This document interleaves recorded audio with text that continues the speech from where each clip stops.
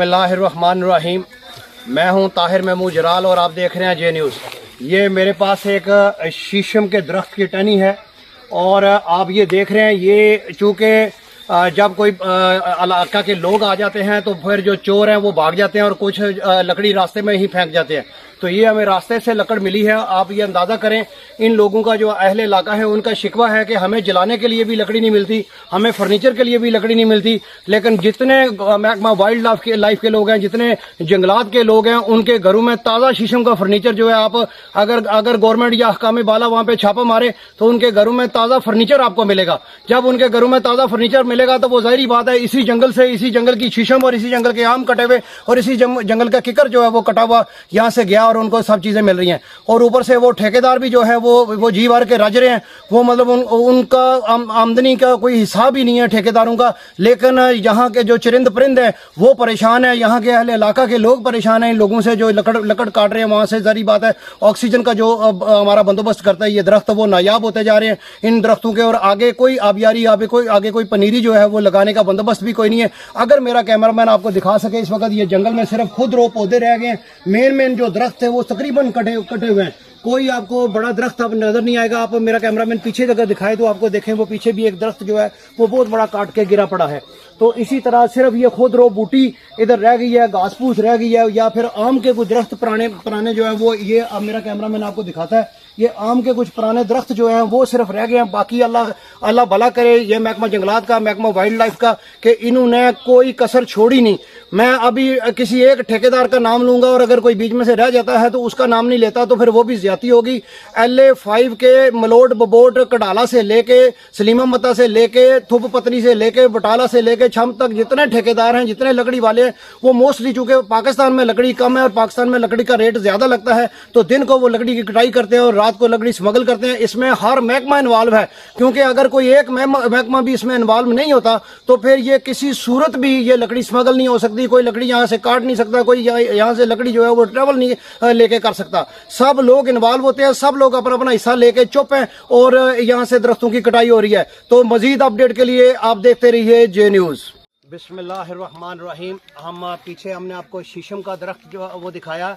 अभी मैं आम के दरख्त पे बैठा हूँ। ये आप देख सकते हैं इस आम के दरख्त को। अगर मेरा कैमरामैन आपको दिखा सके तो इसकी कम से कम एक ट्राली के करीब जो है इसके अंदर लकड़ मौजूद है। तो ये किस तरह आम का दरख्त हो, शीशम का दरख्त हो, बेरी का दरख्त हो, कोई भी फलदार दरख्त हो या कोई फल के बगैर दरख्त हो, कोई बगैर तकसीम के जो है वो इसको काटे जा रहे हैं और बेदरेग लकड़ी काटी जा रही है, ताकि वो अपना चोर बाजारी उन्होंने मचाई हुई है और वो सिर्फ अपनी लालच के लिए इस जंगल का बेड़ा गर्क कर रहे हैं। जंगल में जो चरिंद परिंद जानवर जो रहते हैं, वाइल्ड लाइफ वाले भी उसका ध्यान नहीं कर रहे और वाइल्ड लाइफ वाले भी मिले हुए हैं साथ में और जंगलात वाले भी मिले हुए हैं। नीचे से लेके ऊपर तक तमाम महकमा इसके अंदर इन्वॉल्व है। हर कोई रिश्वत चोर बाजारी करके तो यहाँ से जंगल की कटाई करा हो रहा है। तो हम मजीद आपको अपडेट साथ साथ देते रहते हैं। अभी ये आपको मैं इधर से दिखा रहा हूँ जी आपके सामने ये सारा कुछ। तो आज हम इस मौका पे इसीलिए आए हैं ताकि हम आपको दिखा सकें कितने कठिन रास्ते हैं जिनसे हम निकल के आ रहे हैं।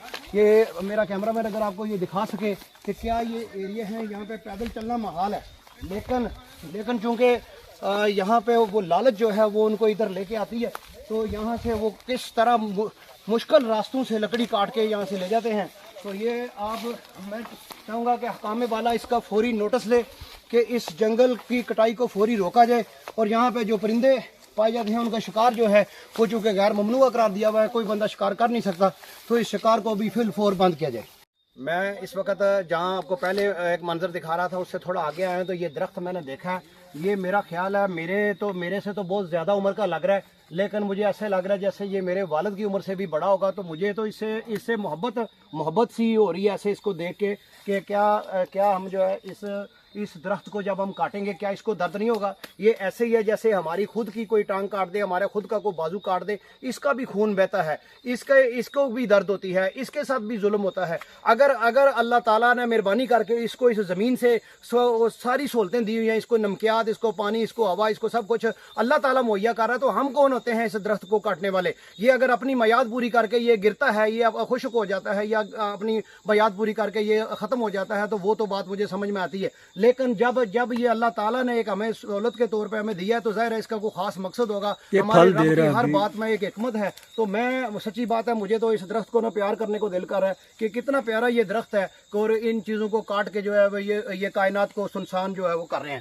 تو اللہ تعالیٰ اصل چیز ہے یہ لوگ دیکھیں کہ جب یہ لگائے گئے ہیں کوئی پانی کا ادھر بندوبست نہیں ہے. وہ پہلے کا جب لگا کتنی مشکلوں سے لوگوں نے لگایا اور لوگ یہاں کے مقامی لوگ جو ہے نا وہ اس سے جو ہے نا کتنا فائدہ لے رہے ہیں جب یہ پھل دیتا ہے, کیونکہ عورتوں کو ذریعہ معاش یہاں پہ ہے نہیں ہے اور اس پھل کے ذریعے وہ جو ہے نا وہ اپنے جو ہے نا وہ اپنی روزی روٹی کا جو ہے نا وہ بندوبست کر رہے ہیں.